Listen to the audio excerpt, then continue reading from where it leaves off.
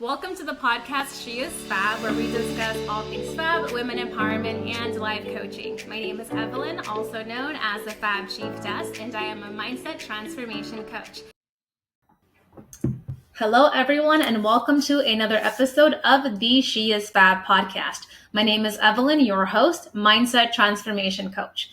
And today I have the pleasure of speaking with Martine Felton.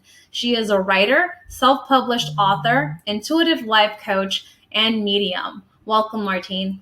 Thank you for having me, Evelyn. How are you doing today? I'm so glad to have you. I'm doing well. How about you? I'm doing okay.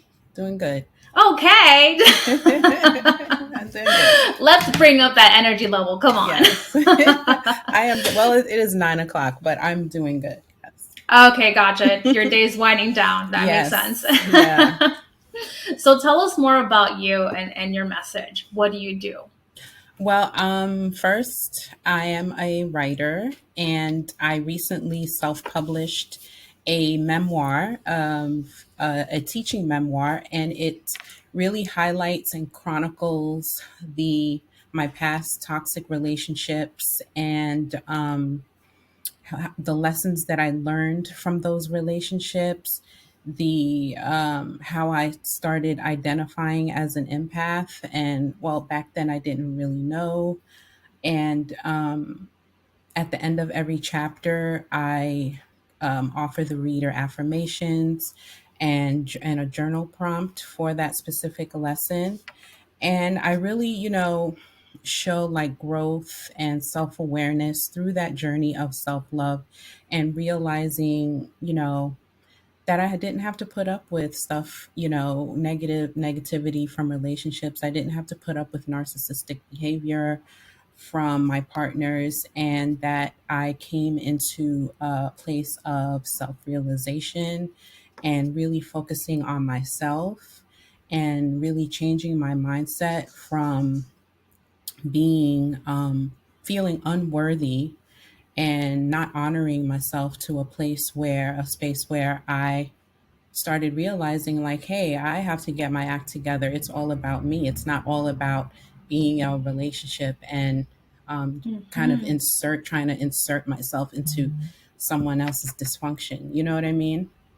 Yes, that's a really great point. I mean, I feel like especially as women, we'll Mm-hmm. be in these relationships that are detrimental to us, and it Yes. takes either a catalyst or a series of lessons before you move on. What's great about you is that you obviously are a coach. You went through your own development, realizations, and awareness, and now you have this book, You Love, You Learn, right? Right. That you're sharing with others, sharing your experience, and also helping them to, like you said, affirm and do their own journal writing activity to address the topic. Mm-hmm. Yeah. And each chapter, well, I didn't really put in all of the relationships because then I felt like it was kind of overkill. And it would be like, oh God, really again, Martine, you didn't learn. But it was the major ones, the ones that opened my eyes and sort of cracked me open in a sense to what I was going through, what was going on around me, and was like, and you do, like you said, sometimes there needs to be a catalyst. Yeah. And those things are what opened me up to self-realization and, wanting to, improve my situation and get out. And I really feel like the book is relatable because a lot of us have been in narcissistic relationships, have been in bad relationships. Well, I wouldn't say all narcissistic, but have been in relationships that we didn't have any business being in. So I think women will be able to relate to the lessons and see the mindset shift from the beginning to the end, and how I met my husband now. We've been together for almost 11 years, and how, it kind of was a slow progression for me to realize to come into that self-love mindset, you know? Yes, self-love is so important. And again, as women, I feel like we don't always provide that tender loving care or love for ourselves. We're Hmm. always externally making sure everybody else's needs are met. And Yes. that's the case in a relationship as well, right? Yeah. Hmm. So I have to ask, did the authoring or creating of the book come before life coaching, or was life coaching first and then the book? The book, it was kind of simultaneous in a sense because I always had the idea of writing the book in my mind, but never put pen to paper. The life coaching, I got my certification actually before I actually wrote the book, but I was gathering all of the information for the book while I was getting my certification. Mm-hmm. And the entire book is from journal entries that I kind Mm. of, I put together and told the story through my journal entries because I was a big Oh, that's journaler. amazing. Yeah. I love that. Anybody that journals, like, applause. People don't realize just how much growth, what you can really take out of journaling, right? From Hmm. developing positive rituals and habits to seeing patterns, right? And seeing those shifts in Yes. your Yeah. life. Yeah. Have you So I bet ever, your book is juicy. gone, do you journal? I do on the daily. Yes. Have you ever gone back like a few years in your journal Mm-hmm. and witness the growth right on the pages in front of you and you're like, wow, Yes. I was or I was for me, I when I went back to the journals when I was writing the book, I was like, wow, I was so messed up. And you have to laugh. You have to be able to laugh at yourself because it's like, wow, did I Yes. really do things like that? That was I that pathetic? And it's like, wow. I was like, there, definitely. Even if I don't even write this book, the growth alone Mm-hmm. that I'm reading right now is worth it. Yes, I am with you on that. I look back on my journals and I'm just like, what was I thinking? Or what Yes. was my mindset? Or how did I put myself in that situation? I Yes. will say I had a purge not so long ago where I got rid of my journals from like childhood. That's how long Okay. I've been journaling. I'm like, I have to Wow. let them go. I need the space. But Yes. for me, it's a practice that I have kept up into Mm-hmm. adulthood that I Mm-hmm. use, in my own coaching with my clients. And so it's Yes. so important because, like you said, you see these patterns, you see your growth, you see the shift, and it allows you to really measure how you've changed and developed. Yes. Yeah. That's good. I like that to measure. Yeah. Definitely. Because I saw a lot of that in the pages as I went back and was deciding what I was going to include in the book and what I was just going to leave out because you want the story to move forward and Mm-hmm. obviously not every journal entry you're going to put in because it just doesn't not every day something happened Right. so yeah, so Yeah, that was some the days it's just like, process. I ate this and I talked to so and Yes. so. It's like Yeah. super boring. Right, right. And so you want to keep the story, going and stick to the key, Mm-hmm. elements of the story. So that was my So, process. so I have to ask your Hmm. husband. Yeah. I'm assuming he's read the book. He read it Has before I published it. Yes. Okay. Did he provide any sort of a feedback or opinion? I had him read it before I published it because I wanted him to know he knew what I was writing about from the gate anyway. But Mm-hmm. once I was done, I had him read the book, and he if you know my husband, you know that he is a comic. So he had a lot of comedic commentary, but he mostly everything that happened in there he knew about, so it wasn't new Mm, information for him, gotcha. so he totally approved. Okay, good. Because having the support of your partner or whoever Yes. is Hmm. your support is important, right? Yes, absolutely. And that's why I wanted him to read it before I published it, Mm-hmm. because if there was anything that he was uncomfortable with, then I would, have to consider, accommodating that, because, you put your family first. So I Right. basically, a lot of times, I mean, I did change names. So, obviously you have to do that when you're writing a story like this, or a memoir. Um, so I changed names and things like that. So we'll see what happens. Nobody's gonna get put on the spot, but you know who you are. Yes. Exactly. So the book is titled "You Love, You Learn," and is this a recent publishing?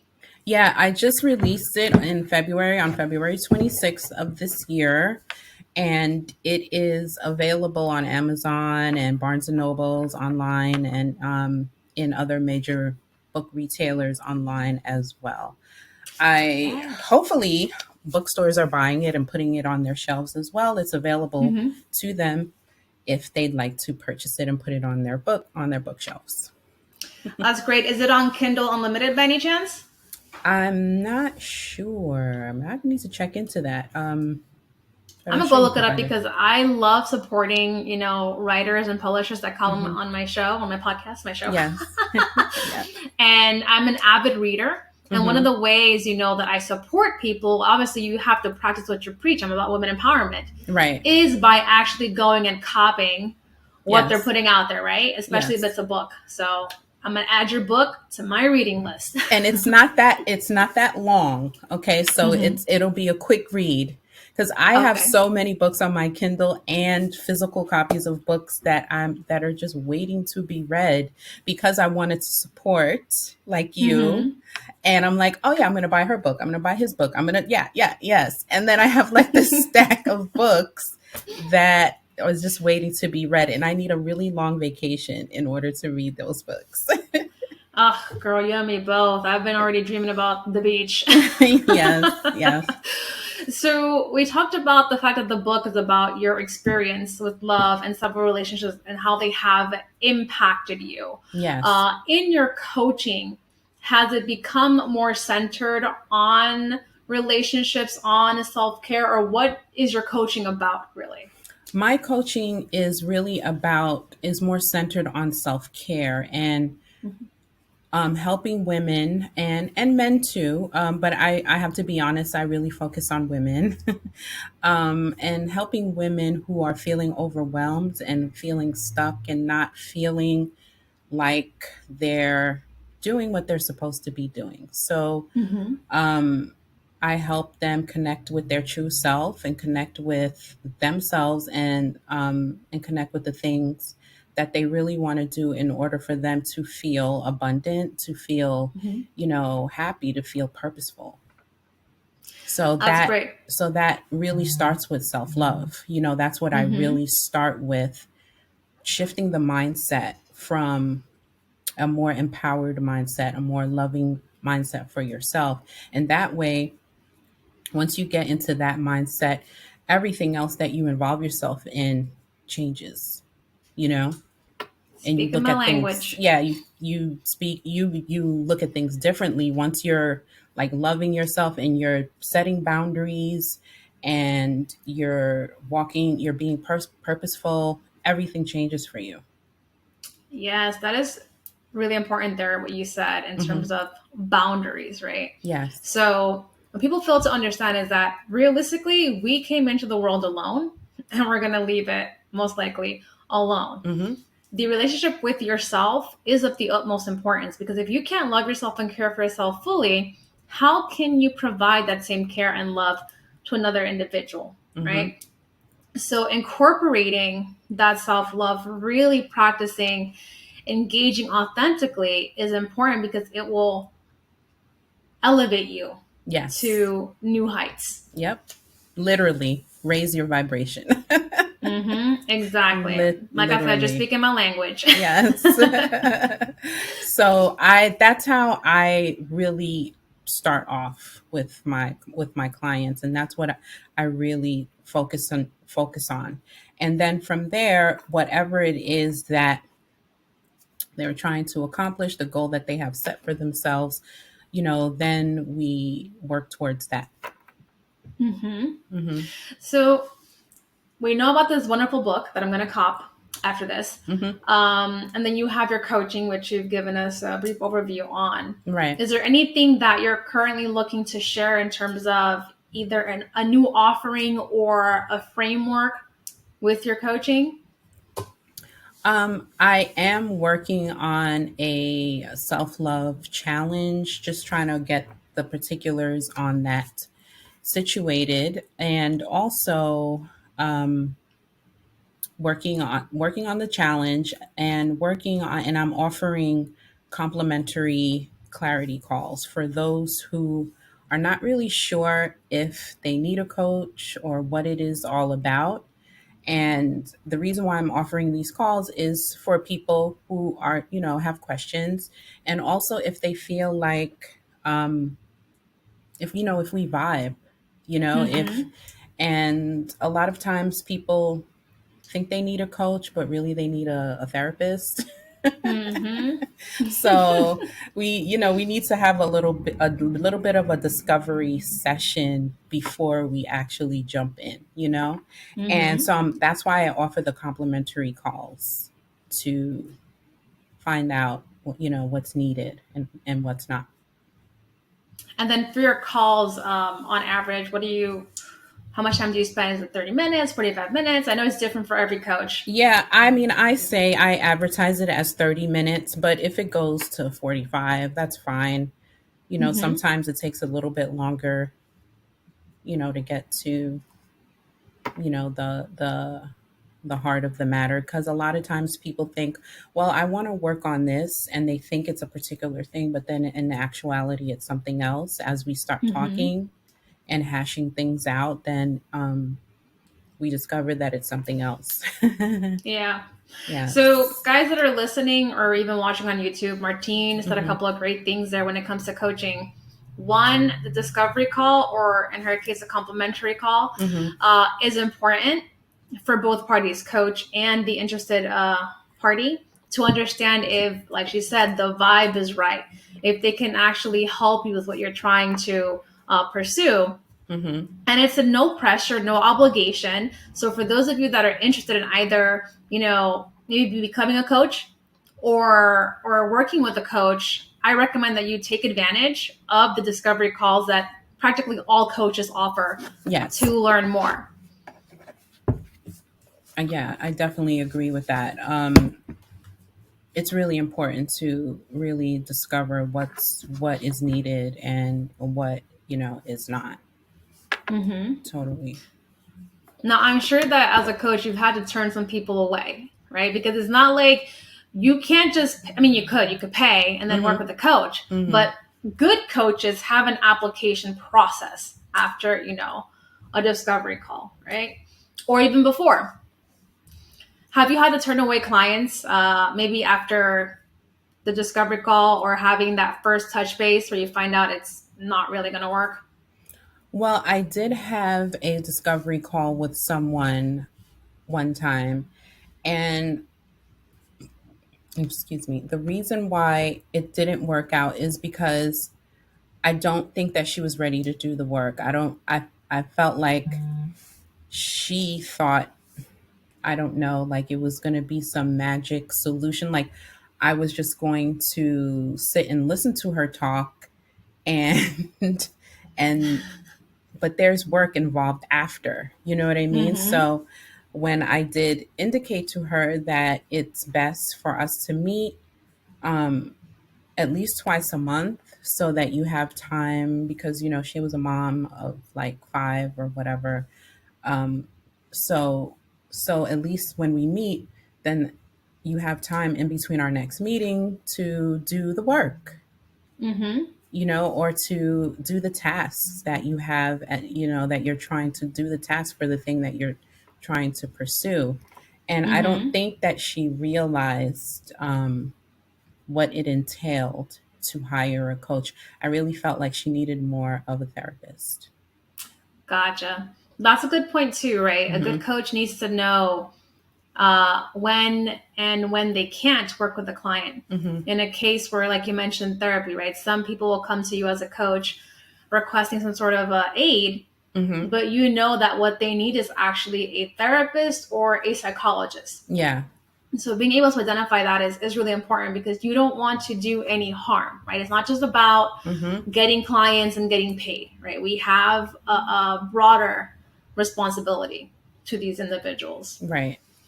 And Something else you mentioned yeah, go ahead. is the work. We're not magicians. We don't have Yes. a wand. We're not going to do it for you. Mm-hmm. We are your accountability partners and those who help you strategize and implement, right? We give you the tools and resources, but ultimately you have to want it and then do the work. Mm-hmm.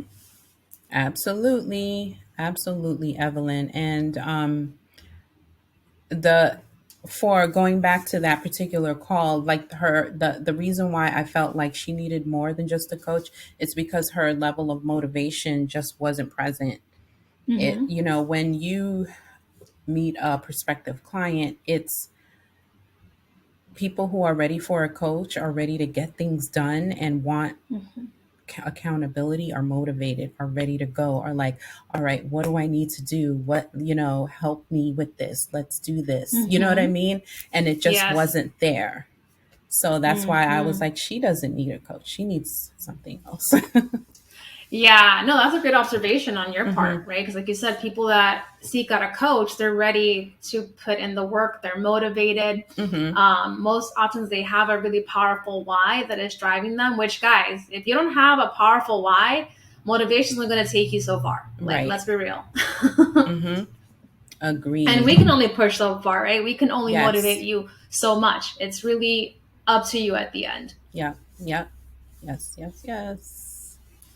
So, Martine, I can imagine that, once folks start getting wind of your book and start buying it, they're going to come to you for relationship coaching. Have you thought about that? Has that crossed your mind? I didn't. And it didn't cross my mind until someone else asked me. They noticed the book that I wrote because I posted in a podcast collaboration group, and someone else asked me if I would come on their podcast to talk about relationships. And I was like, really? But I was like, and I thought about it. I was like, well, my book is about relationships, toxic though that they were, but it's Mm-hmm. still about relationships. And I was like, oh, okay, all right. So I don't mind getting in that lane. I really don't. Mm-hmm. 'Cause sometimes, the unexpected, the things that you're expecting to happen, or, something else happens. And, if I go down the relationship coach lane, that's fine. It's not what I Mm-hmm. expected, but I am definitely open to it. Well, that's good to hear, because I Hmm. feel like folks, when they reach out to a coach, they believe that coaches have more authority Hmm. when they've actually experienced it themselves, right? And most of us seek our niches because of our personal experience. So to Yes. me, that's the first thing I thought, oh, she's a life coach. But once this book is out there, well, I mean, it is out there, but once folks Yes. start to really grasp it and learn about it, they might seek you out as an expert in either assessing or handling or moving away from toxic relationships. That is true. I was focused. You know why I didn't think about it? Because I was more focused on the self love journey of it and not the Mm-hmm. relationship aspect of it, which is something that I totally did not consider. Mm-hmm. Well, Yeah. you have two branches here, right? You have the self love, Yes. and you Yeah. have the relationships. You can even make a course. Like, if a course hasn't crossed your mind, I mean, Hmm. put a little seed in there. Yes. You have planted that seed, Evelyn. Thank you. Thank you. You're Yes. welcome, guys. We're all about women empowerment here. We got to support our sisters. Yes, definitely. Thank you for that idea. You're welcome. So going back to the self love, right? Because that was the main focus Hmm. of your book. Is there anything that you specifically advise people on? Maybe a tip or a mantra that kind of embodies your message on self love? Um, Definitely don't feel like you have to take on other people's problems. Like taking on other people's hurts, other people's pains, the people that you are in relationship with. if they are experiencing their, everyone's here going through their own individual experience, and then we come together in these relationships, and then we think that because our partner is, you know, is experiencing some sort of dysfunction, and that we need to take on their pain or their hurt, and that's not a good thing to do. So I would really say to those who want some sort of like a tip, don't feel like you have to take on your partner's pain. It's and not saying that you don't have to help your partner or help them through whatever it is they're going through, but don't internalize it. Don't take it on as yours. That is my biggest tip and advice. I love that message because, I mean, how often have we heard, oh, you're going to find the person that completes you, your better half. And that's not really true. What you're looking, you have to be your own individual, whole person, right? You're not Yes. missing a piece. You're not here to make somebody else's life better. You are a unit that are working towards a common goal, and you help each other, but you're not each other's burden. Right. Agreed. Agreed. And a lot of times we do take on our partner's pains and stuff. And like, you know how they say, um, relationships, you bring in like 50% and your partner's supposed to bring in 50.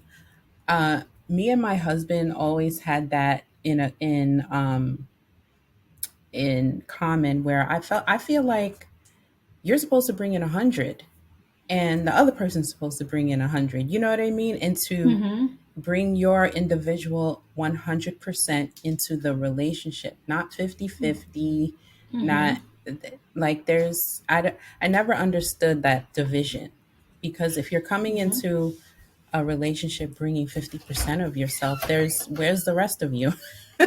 Yeah, no, that's true. But now I'm going to throw a little wrench in the mix, right? Okay. Because I don't believe that there's equality in what each person brings, right? Or the Okay. percentage, right? I Right. feel like you each, there's roles, right, that you play. And depending on the role, one person or the other will take that up. So one day it could be 60-40. One day it could be 70-30. That's One day it true. could be 50-50. It just depends on the situation and the role that you have to play. Yeah, because sometimes you're going to need to pick up your partner's slack.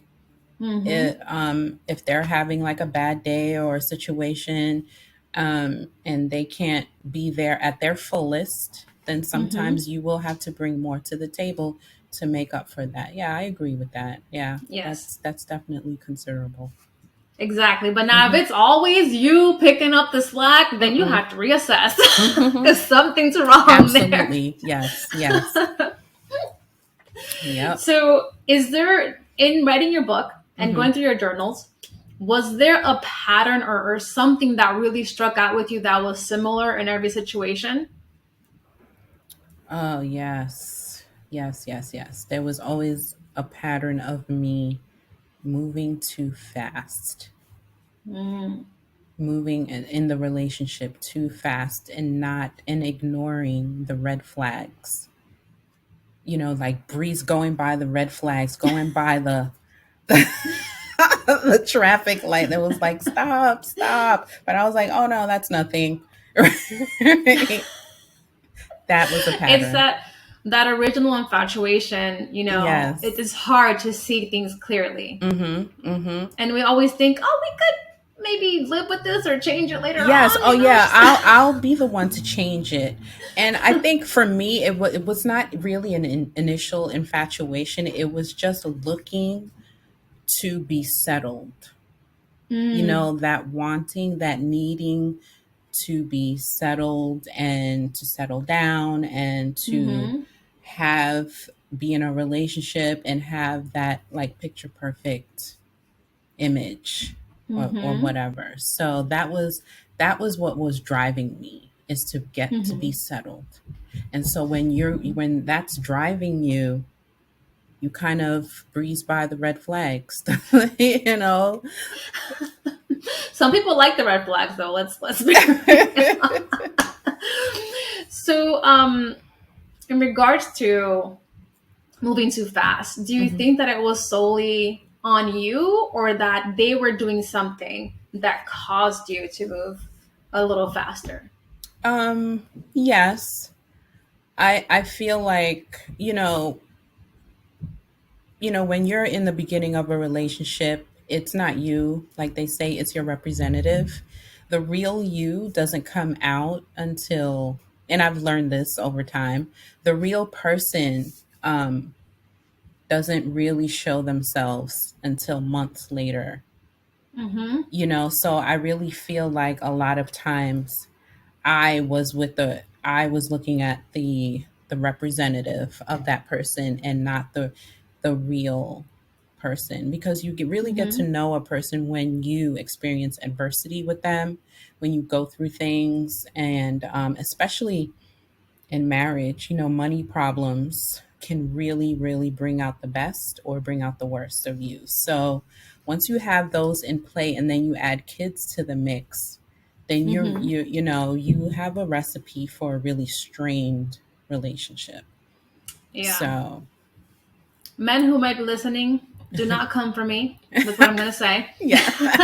What are you about to but say? Uh-oh. but sometimes men are at fault for progressing the relationship Mm-hmm. a lot faster. And what I mean to say by that is that sometimes men pressure you or give you the idea that they want to go all in. They'll be like, oh, like, let's move in together. They make all these Yes. plans. And so you think, Yes. oh, you drop your guard. I'm safe. He wants to move fast. But then Yes. once you're on board, it's like, Mm-hmm. hold up.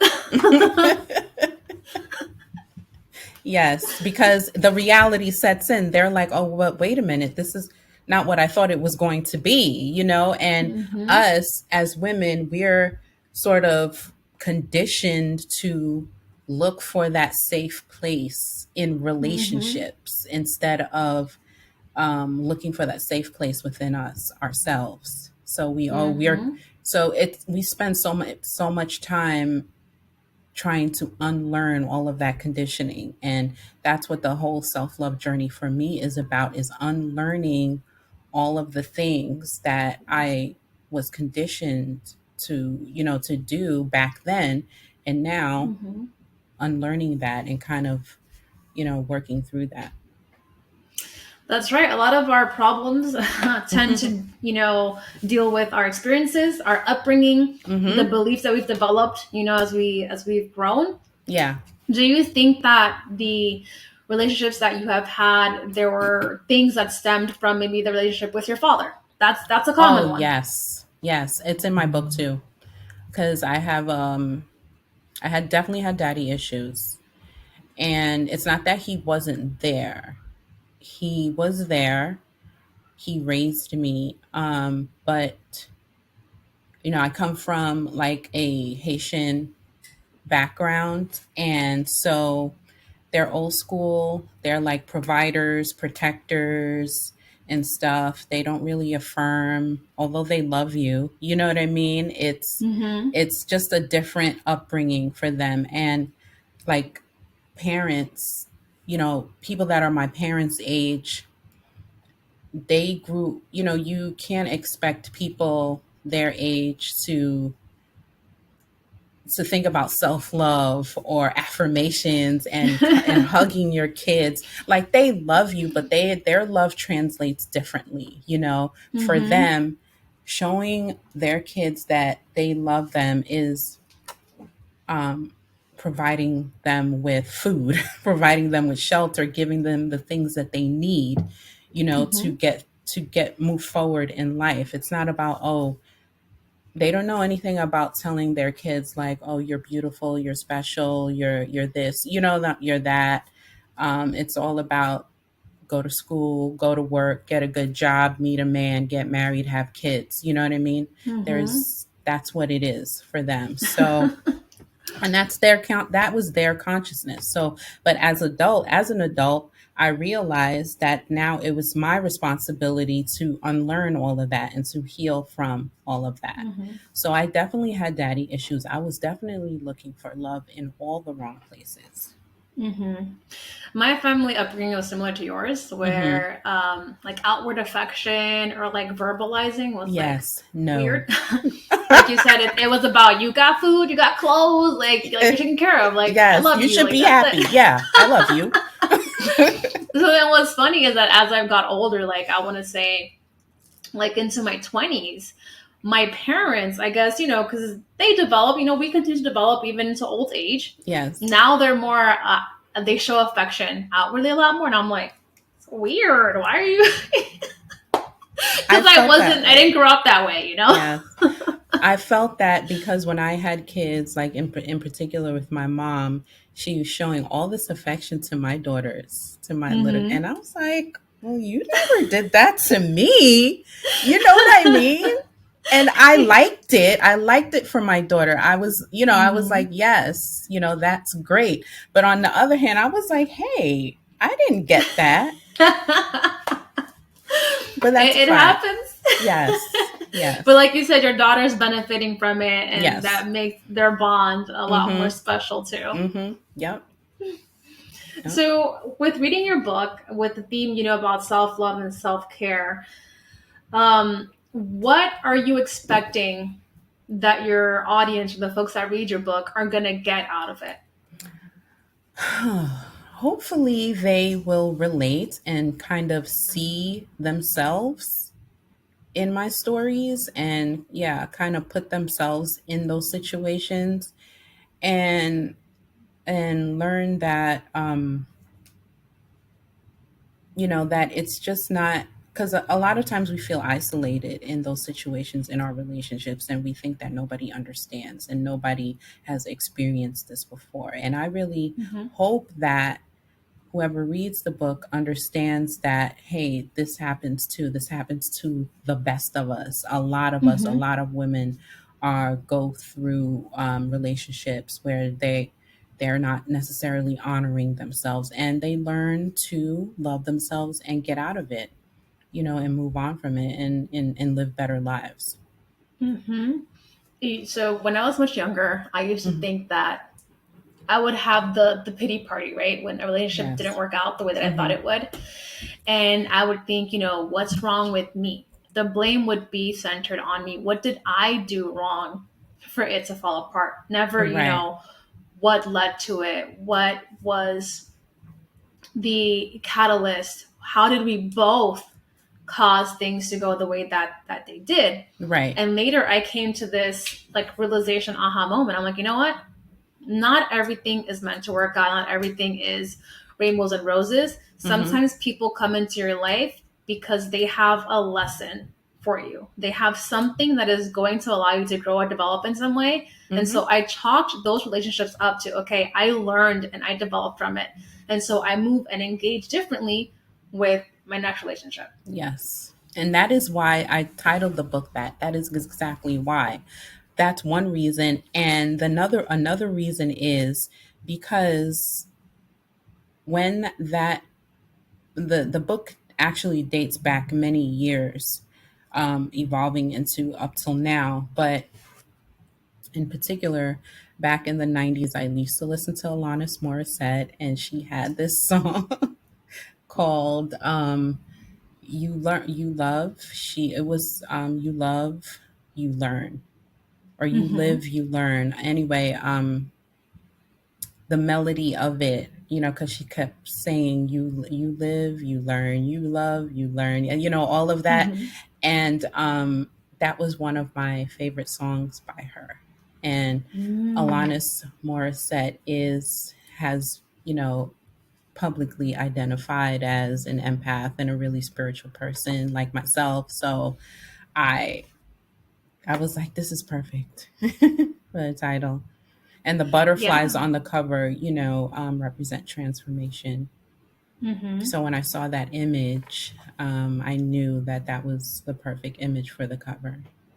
That's perfect. You're right. 'Cause the Hmm. butterfly, from caterpillar to this beautiful Yes. butterfly. And the title Hmm. itself, You Love, You Learn, right? We Yeah. are the culmination of all of our experiences that And we've lived, good lessons. and bad. Yeah. Hmm. Yep. Do you have a copy of your book near you by any chance? You want to like Yes. flash it up for folks that are watching. Here it is. Yes, guys, look at that cover. If you're listening, go on YouTube and watch. It's a beautiful cover. I love it. Thank you.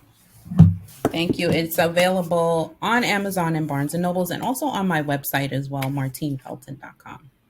Yes, thanks for putting that in there. Guys, we're going to put all the details, all the links to get in touch with her. Make sure that you go out and you cop the book. It's not a long read, like she said, and it's going to benefit you in many ways, whether you are a man or a woman. Yes.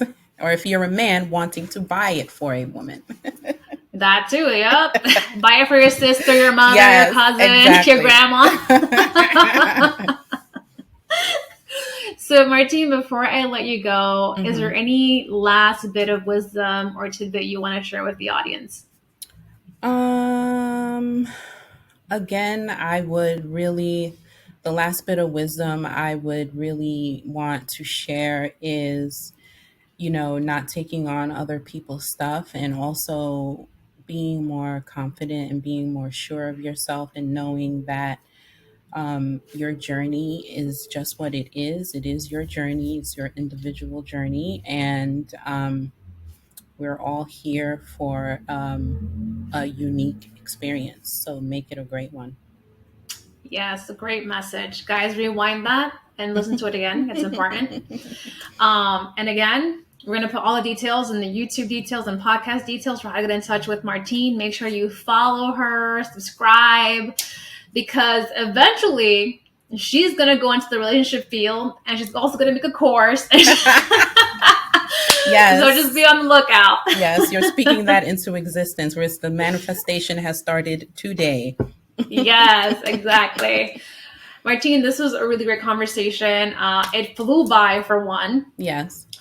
It was really, fun because I got a sense of who you are, how you coach, and then, what your book is about. Thank you. Thank you. I had a great time. This is like a conversation over coffee that I would have with a girlfriend. Thank you. You're welcome. I'm so glad you're able to come on here and share your wisdom and passion. All right, everyone. So like I always say, preparation, accountability, execution, and resolve are keys to your success. Until next time. Bye.